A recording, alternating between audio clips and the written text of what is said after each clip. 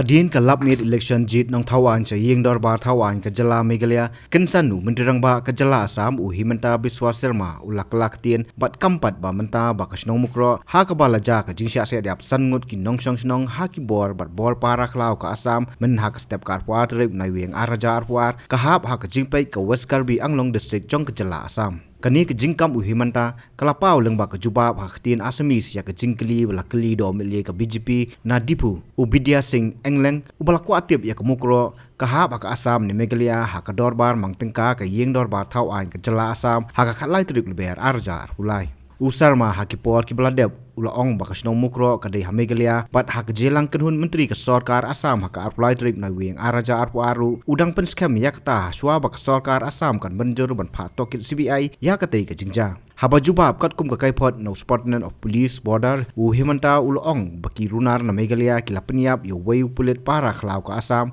ubidia sing lekte ha Mukroh ka bahab ha jiri gending police station bat Hadien kani sangut ki brio ki layap Hadien ke jingsiat da ki pulit banya daya la dia halor kani ke jingkam Himanta usembut midrang ba ka jela Meghalaya ba perston tensong uloong ba ka Mukroh ka dei ha Meghalaya bat ka dei ka basai uloong ba ka ïakren khaput ha ka phase 2 kanya sakmat bat Himanta dei ban kam ya ka Mukroh. Our stand is very clear. Mukroh is well within Meghalaya. It is very clear, and it is even till this moment under the position of Meghalaya. So it is very clear. Mukroh is well within Meghalaya.